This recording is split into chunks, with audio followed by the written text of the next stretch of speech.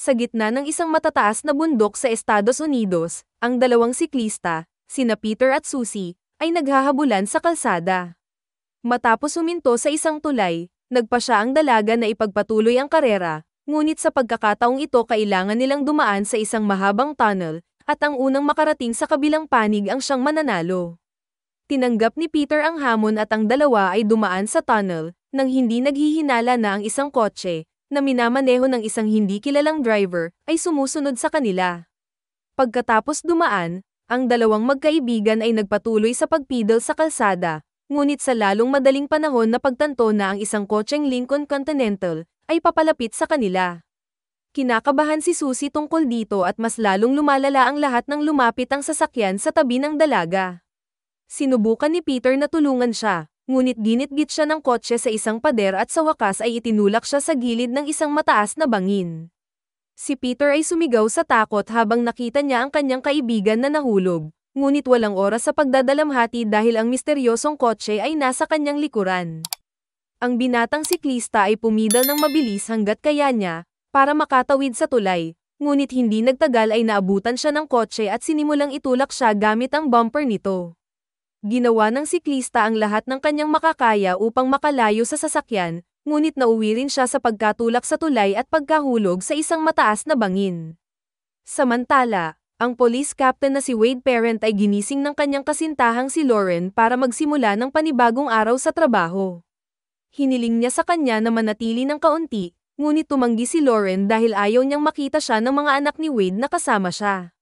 Pagkatapos ay umalis ang dalaga at pumunta si Wade sa kwarto ng kanyang mga anak na babae, sina Lynn at Debbie, upang ihatid sila sa paaralan. Samantala, sa labas ng bayan, isang binatang musikero na nagngangalang John Morris ang nagsasanay sa kanyang instrumento, at nakita niya ang mag-asawang Amos at Bertha, na nag-aaway sa gilid ng kalye. Nakita ng binata ang pag-atake ng matanda sa kanyang asawa at sinubukang pigilan ang pagtatalo, ngunit nang pagbantaan siya ni Amos, nagbago ang isip niya at bumalik sa kalsada. Ang musikero pagkatapos ay nag-aantay ng masasakyan na makapagbibigay sa kanya ng libreng sakay papunta sa bayan. Makalipas ang ilang segundo, nakita niya ang isang sasakyan na paparating ng napakabilis sa di kalayuan. Sumenya si John na sumakay gamit ang kanyang mga kamay, ngunit patuloy na bumilis ang sasakyan at halos masagasaan ang binata sa kalsada. Sa inis, sinimulan ni John na sumigaw at insultuhin ang driver, na naging sanhi ng biglang paghinto ng kotse at nagsimulang umantras sa kanya. Sa lalong madaling panahon ay ipinahayag na ang kotseng Lincoln Continental ay ang sasakyan na pumatay sa dalawang siklista, sa kasawian ng musikero, siya ang naging sunod na target nito. Ang sasakyan ay patuloy na umantras at bumangga kay John, na lumipad pataas dahil sa lakas ng pagkakabangga. Hindi pa nakontento, mabilis na tumakbo ang sasakyan patungo sa binata at sinagasaan ito gamit ang mga gulong nito. Nakita ni Amos ang kalunos-lunos na eksena, ngunit wala siyang magawa, at ang sasakyan ay mabilis na nagpatakbo sa kalsada. Bumalik sa bahay ni Captain Wade, naghanda siyang isakay ang kanyang mga anak na babae sa kanyang motorsiklo, hanggang sa makatanggap siya ng tawag sa kanyang communicator. Hiniling ng kanyang mga kasamahan sa pulisya na pumunta sa bahay nina Amos at Bertha sa lalong madaling panahon upang imbestigahan ang kaso ng binatang musikero. Makalipas ang ilang minuto, dumating si Wade sa pinangyarihan, kung saan tinanong ni Sheriff Everett at iba pang mga pulis ang mag-asawang nakasaksi sa nangyari. Dahil sa alikabok na dulot ng sasakyan, hindi masabi ni Amos ang modelo o numero ng plaka. Kulay abo lamang ito at 2 beses nitong sinagasaan ang binata. Nang wala ng karagdagang impormasyon upang matukoy ang taong responsable sa krimen, ipinatawag ng sheriff si Wade at ang pulis pabalik sa istasyon. Doon, inutusan niya ang lahat na pumunta sa bayan upang hanapin ang kriminal, dahil ayaw niyang gumagala at makawala ang isang tao sa kanyang nasasakupan. Tinanggap ng mga ahente ang misyon at nagsimulang magmaneho sa paligid ng lungsod, naghahanap ng katibayan ng misteryosong driver at ng kanyang halimaw na kotse. Samantala, si Lauren ay nasa paaralan, nag-eensayo kasama ang mga estudyante para sa musikal na pagtatanghal ng isang marcha na gagawin nila sa lungsod. Gayunpaman, naputol ang pag-eensayo nang tawagin si Lauren ng punong guro, na nagpakita sa kanya ng drawing niya na ginawa ng isang estudyante. Hindi gusto ng principal ang nilalaman ng drawing, ngunit sinabi ni Lauren na kakausapin niya ang estudyante tungkol dito mamaya. Pagkaraan ng ilang sandali, dumating si Wade sa paaralan sakay ng kanyang kotse, kasama ang kanyang kasamahan na si Luke, upang kausapin si Lauren at tingnan kung ano ang kalagayan ng kanyang mga anak na babae. Gayunpaman, wala silang oras upang makipag-usap, dahil ang kapitan ay nakatanggap ng isa pang tawag, na nagpaalam sa kanya ng isa pang mahiwagang kaso na kinasasangkutan ng biktima ng kotse. Sinagot ni Wade ang tawag at tumungo sa bangin, kung saan natagpuan ng pangkat ng pulisya ang katawan ng batang siklista, na itinulak ng kotse. Pagdating nila doon, pumunta sina Wade at Luke para makipag-usap sa sheriff. Ayon sa ebidensya, kasama ni Susie ang binatang si Peter bago siya mamatay. Dahil dito, hinala niya na si Peter ang may pananagutan sa krimen, ngunit itinanggi ito ni Luke, sinabing kilala niya ang binata mula sa grupo ng simbahan na kanyang kinalakihan. Higit pa rito, sinabi niya na si Peter ay nagkaroon ng interview sa trabaho sa ibang lungsod at sa makatuwid ay hindi nakasama si Susie. Sa pagdinig nito, hinala ni Wade na ang tunay na salarin ay hindi si Peter, ngunit ang parehong tao na pumatay kay John Morris. Nang makitang maaaring tama ang kapitan, inutusan ng sheriff ang kanyang mga opisyal na maglagay ng mga harang sa daan sa lahat ng panig ng highway, upang walang mga kainahinalang sasakyan ang makapasok o makaalis sa bayan. Kasabay nito, iniwan niya si Wade na namamahala sa pagsisiyasat at ang kapitan ay nagsama ng isang pangkat ng mga ahente upang magsagawa ng pang-araw-araw na patrol sa paligid ng lungsod. Nang handa na ang lahat, tinanong ni Wade si Luke kung may nalaman siya tungkol kay Peter, ngunit ipinaalam niya sa kanya, ayon sa kanyang ina, nawawala ang binata. Sa takot na si Peter ay isa pang biktima, hiniling niya kay Luke na ihanda ang mga armas ng istasyon ng pulisya, habang tinitingnan niya muli ang ebidensya sa kaso. Kasabay nito, si Sheriff Everett ay nakikinig sa patotoo ni Bertha, na muling sinaktan ng kanyang asawa sa isang argumento. Ang sheriff ay nagpakita ng damdamin para kay Bertha, pagkatapos na ipadala si Amos na maghintay sa labas ng istasyon ng pulisya, sinubukan niyang kumbinsihin siya na iwanan ang kanyang asawa at tumakas kasama niya. Gayunpaman, sa kabila ng patuloy na pananakit, tinanggihan ng babae ang panukala at bumalik kasama ang kanyang anak sa kotse, kung saan hinihintay siya ni Amos. Nang makitang walang saysay ang kanyang mga pagsisikap na tulungan si Bertha, nagpa siya ang sheriff na ihinto ang bagay at inanyayahan si Wade sa bar. Tinanggap ng kapitan ang imbitasyon ngunit hiniling niya kay Everett na mauna, dahil sinusuri pa niya ang mga pahiwatig tungkol sa mga krimen sa bayan. Sumang-ayon ang sheriff at nagtungo sa bar, ngunit sa pag-alis niya sa istasyon ng pulisya, nasaksihan niya ang isa pang pagtatalo sa pagitan nina Amos at Bertha. Sinabihan ng matanda ang kanyang asawa na magmaneho na pauwi dahil pupunta siya sa bar para uminom kasama ang kanyang mga kaibigan. Umalis si Bertha kasama ang kanyang anak, ngunit sa sandaling tumawid si Amos sa kalsada patungo sa bar, binuksan ng kotseng Lincoln Continental ang mga headlight nito at nagmaneho patungo sa kanya. Sa kabutihang palad para sa kanya, ang matanda ay namamahala upang lumihis sa oras, ngunit ang kotse ay patuloy na umandar at nauwi sa pagbangga kay Sheriff Everett. Nang marinig ang kaguluhan sa labas ng istasyon ng pulisya, nagmamadali si Wade upang tingnan kung ano ang nangyari at nakita ang kanyang kaibigang sheriff na nakahandusay sa lupa. Ang masaklap pa nito, umalis ang kriminal at ang natitira na lang ay si Amos at tinanong siya ng kapitan tungkol sa nangyari doon. Humingi siya ng mga sagot at sinabi ni Amos na hindi niya nakita ang kriminal, ngunit ang kotse na ginamit niya ay ang parehong kotse na pumatay sa binatang musikero malapit sa kanyang bahay. Ang paghahayag na ito ay kinumpirma ng isa pang saksi, isang ginang ng katutubong origin, na ang kanyang patotoo ay isinalin ng pulis na nagngangalang Chess.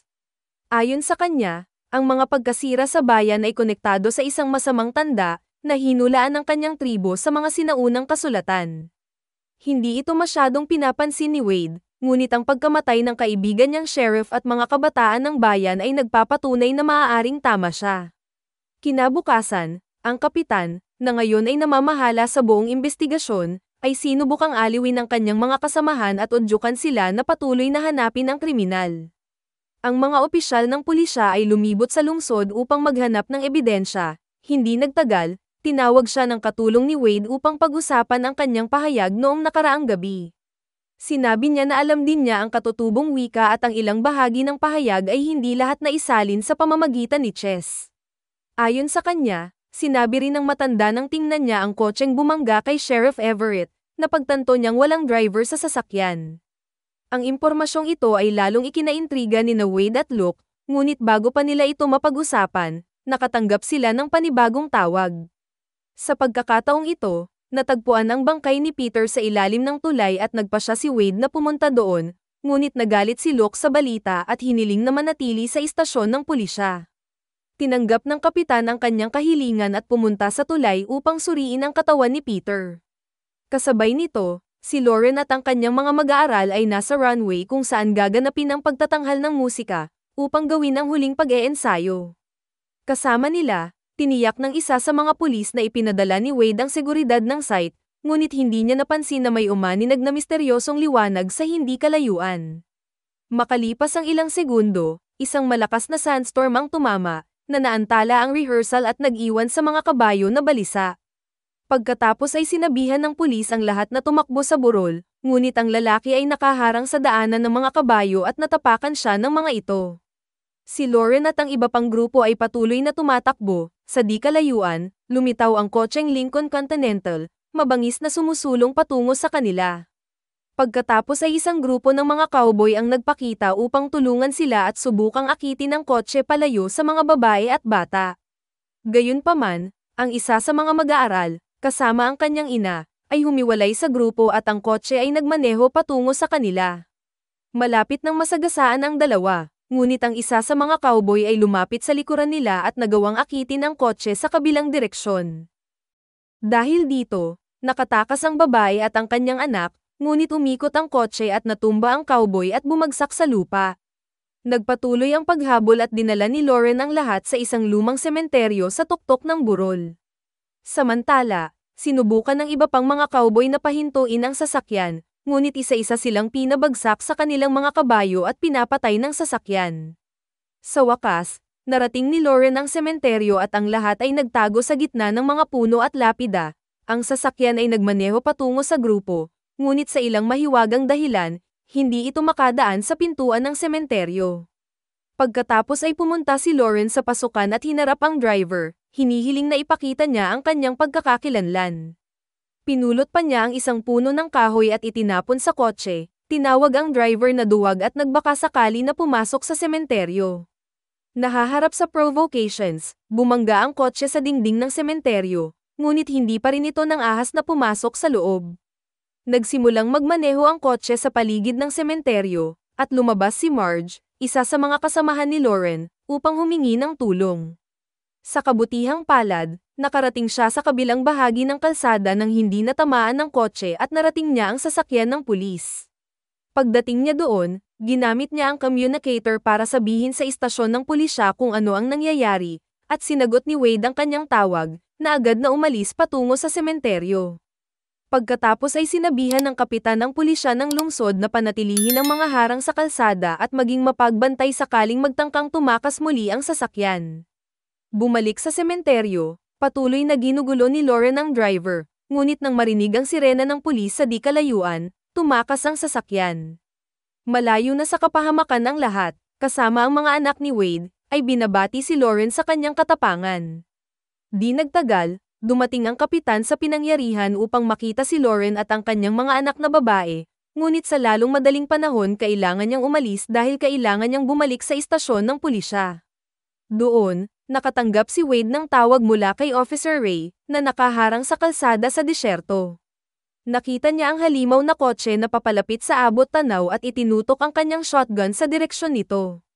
Gayunpaman, sa halip na bumilis, bumagal ang sasakyan at humarap sa pulis, na parang hinahamon siya. Gayunpaman, si Ray ay hindi napigilan at pinaputukan ang kotse, ngunit ang mga putok ay hindi tumama sa sasakyan, na tumakas sa kabilang direksyon. Iniulat ni Ray ang lahat ng nangyari sa communicator at inutusan ni Wade ang lahat ng naka-standby na pulis na sundan ang sasakyan. Sinunod ni Ray ang mga utos at hinabol ang sasakyan, ngunit mas mabagal ang kanyang sasakyan kaysa sa halimaw na kotse at nawala ito sa paningin ng pulis. Sa kabutihang palad, naabutan niya ito makalipas ang ilang minuto at nakita niya ang sasakyan na patungo sa isang kalsada na patungo sa isang bundok. Patuloy ang pagtugis ng pulis at sinabi kay Wade na malapit na niyang mahuli ang sospek, dahil walang labasan ang kalsada sa bundok. Gayunpaman, sa kanyang pagtataka, naghihintay sa kanya ang halimaw na sasakyan sa dulo ng kalsada at napilitang magpreno si Ray.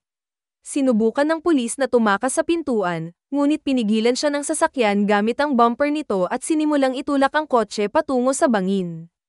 Ang pulis ay nagmamakaawa para sa kanyang buhay, ngunit ang kotse ay patuloy na itinulak hanggang sa ang kotse ay mahulog sa bangin at si Ray ay namatay sa pagsabog. Ngayon ang natitira na lang ay si Wade at ang kanyang dalawang pangkat ng pulis para mahuli ang kotse at ang driver nito. Sa gitna ng kalsada, hinanap ng dalawang pulis ang sasakyan at magkatabi upang hindi makawala ang sasakyan sa kanila. Gayunpaman, sa isang hindi inaasahang maniobra, ang halimaw na kotse ay gumawa ng isang matalim na pagliko at nagsimulang tumama patungo sa kanila. Sinubukan ng mga pulis na lumihis, ngunit nabaligtad sila ng kotse, at pinasabog ang mga sasakyan, ngunit lumabas na halos hindi nasaktan ang halimaw na kotse. Hindi nagtagal, dumating si Wade sa pinangyarihan sakay ng kanyang motorsiklo at nakita ang halimaw na kotse na patungo sa kanya. Gayunpaman, sa sandaling itutok ng kapitan ang kanyang baril, bumagal ang sasakyan at huminto sa kanyang harapan. Walang pag-aalinlangan, pinaputukan ni Wade ang sasakyan, ngunit kahit na may tumpak na layunin, ang mga bala ay tila hindi tumama sa kotse. Gayunpaman, hawak niya ang kanyang baril at lumapit sa sasakyan, na biglang nagbukas ng pinto sa gilid ng driver nito. Pagkatapos ay pumunta ang kapitan upang imbestigahan kung sino ang nasa loob ngunit tinamaan siya ng pinto ng kotse, na nagpatumba sa kanya at nawalan ng malay. Makalipas ang ilang oras, nagising si Wade sa isang hospital bed, katabi ni Lauren at inasikaso ng doktor na ama ni Suzy. Nagdalamhati si Wade sa pagkamatay ng batang babae at nangakong sisirain ang halimaw na kotse, ngunit nagsasabi na ang sasakyan ay hindi nasisira. Pagkaraan ng ilang sandali, dumating sina Luke at Chess at sinabi sa kanila na kahit nagpaputok siya ng 3 putok sa windshield at mga gulong, wala sa mga bala ang nagkaroon ng anumang epekto. Walang magawa sa ngayon, hiniling ng kapitan kay Lauren na manatili kasama ang kanyang mga anak ngayong gabi at sinabi kay Chess na samahan siya pauwi. Pagkatapos ay hinatid ng pulis si Lauren sa kotse, nang hindi namamalayan, sa gitna ng mga puno sa kalsada, ang halimaw na kotse ay nanunood sa kanila. Pagkaraan ng ilang minuto, iniwan ni Chess si Lauren at sinabing titingnan niya ang kanyang asawa at mga anak bago siya muling sunduin. Sumang-ayon si Lauren at tumungo sa kanyang bahay, ngunit isang malakas na hangin ang dumaan at lumipad sa gitna ng kalsada ang isang piraso ng papel na hawak niya. Pumunta doon ang dalaga. Ngunit patuloy pa rin ang malakas na hangin at naalala niyang ganoon din ang nangyari nang habulin siya ng sasakyan sa sementeryo. Pagkatapos ay mabilis siyang pumasok sa bahay at tinawagan si Wade, na sinasabi sa kanya na pakiramdam niya ay hinahabol pa rin siya ng sasakyan. Sa kasamaang palad, ito ay nagpapatunay na totoo at ang halimaw na sasakyan ay binangga ang bintana ng kanyang bahay, na nagpatumba kay Lauren at pagkatapos ay umalis ang kotse. Maya-maya, dumating si Wade sa eksena, kasama sina Luke at Chess, at hindi napigilan ang kanyang kalungkutan sa pagkawala ng babaeng mahal niya. Pagkatapos ay ipinagtapat ni Luke ang kanyang mga hinala na ang halimaw na kotse ay maaaring sinapian ng isang masamang nilalang. Iniisip ni Wade na ito ay kalokohan, ngunit sinabi ng kanyang kaibigan na ito ang paliwanag para sa sasakyan na hindi makapasok sa sementeryo, isang lugar na itinuturing na sagrado. Kahit na siya ay nananatiling nag-aalinlangan sa posibilidad na ito, alam ni Wade na kailangan pa rin niyang sirain ang sasakyan, kaya bumalik siya sa istasyon ng pulisya, tinipon ang lahat ng natitirang mga opisyal, at dinala ang matandang si Amos upang tulungan sila, na nagbibigay ng maraming pampasabog hanggat maaari upang sirain ang kotse magpakailanman. Nang handa na ang lahat, pumunta ang kapitan sa garahe upang kunin ang kanyang motor, ngunit sa kanyang gulat, nakita niya ang halimaw na kotse na nakaparada sa loob. Sinubukan niyang tumakas sa gate, ngunit nakalock ang mga ito mula sa labas at maya-maya, ang sasakyan ay umandar ng mag-isa at tila nakatitig kay Wade. Dahil sa takot sa kotse, kinuha ng kapitan ang isang screwdriver upang buksan ang tarangkahan, ngunit habang ginagawa niya iyon, ang kotse ay nagmaneho patungo sa kanya upang pigilan siya. Ang sasakyan ay nagsimulang umungol ang makina nito at bumusina, na gumawa ng napakalakas na ingay na bumasag sa lahat ng bintana sa bahay. Gayunpaman, sinubukang buksan muli ni Wade ang pinto at sinubukan siyang banggain ng sasakyan.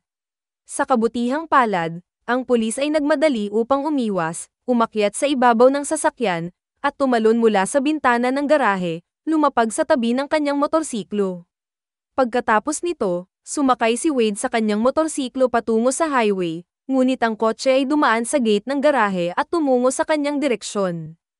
Isang habulan ang naganap, upang matiyak ang kaligtasan ng mga residente. Hinihimok ni Wade ang kotse palabas ng bayan at papunta sa kalsadang patungo sa disyerto.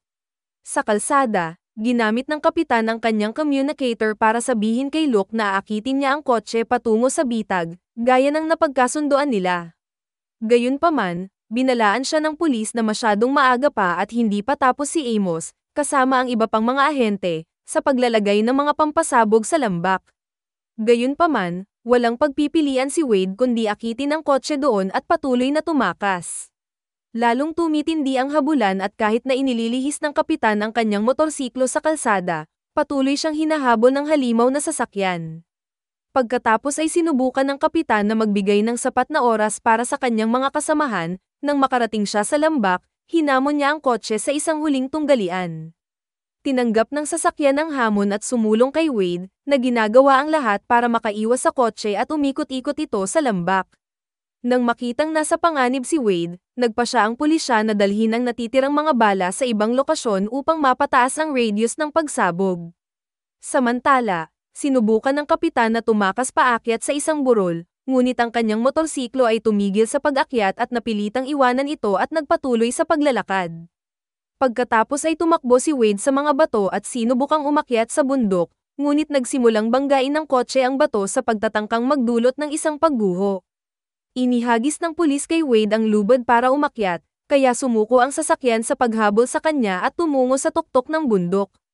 Kaunti na lang ang mga pampasabog na ilalagay, ngunit sa bawat segundo na lumilipas, papalapit ng papalapit ang halimaw na sasakyan.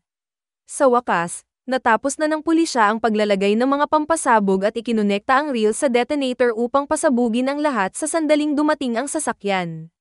Nagawa ni Wade na umakyat sa bundok at tinawag siya ni Luke para makalayo silang dalawa sa lalong madaling panahon. Gayunpaman, nagpa siya ang kapitan na manatiling malapit sa lugar ng pagsabog upang matiyak na ang kotse ay susunod sa kanya at maakit sa bitag. Ang dalawang pulis pagkatapos ay nakatayo sa gilid ng bundok, naghihintay sa halimaw na kotse, tulad ng inaasahan, ay nagmaneho patungo sa kanila. Naghintay si Wade hanggang sa huling minuto, at nang matatamaan na sila ng sasakyan, umiwas ang dalawang pulis at pinaharurot ang sasakyan patungo sa dulo ng bundok. Kasabay nito, inutusan ni Wade na paputukin ang mga pampasabog, at bago mahulog ang sasakyan sa bangin, natamaan ito ng napakalaking pagsabog. Isang malaking usok ng apoy ang kumalat sa kalangitan at ang mga pulis ay namangha habang ang isang nakakatakot na figura ay lumabas mula sa apoy. Gayunpaman, ang nakakatakot na imahe ay nawala sa apoy, na nag-iiwan lamang ng alikabok at usok. Matapos ang mahirap na hinarap na ito, ang mga pulis ay pumunta upang tingnan ang lambak, na ngayon ay ganap na natatakpan ng mga bato na dulot ng pagsabog. Gayunpaman, si Luke ay natatakot na ang kotse ay hindi natalo, ngunit iginiit ni Wade na sila ay nagtagumpay at ngayon ang lahat ay tapos na.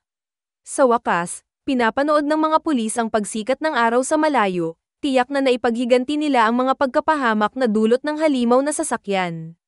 Samantala, pagkaraan ng ilang araw, sa kalye ng Los Angeles, isang kotse ang dumaan ng napakabilis, na naglalabas ng parehong tunog ng busina gaya ng sasakyang kinaharap ni Wade. Mag-subscribe para sa higit pang mga video na tulad nito, at huwag kalimutan mag-like, comment, share at i-on ang notification bell para matulungan ang aming channel. Hanggang sa muli, salamat!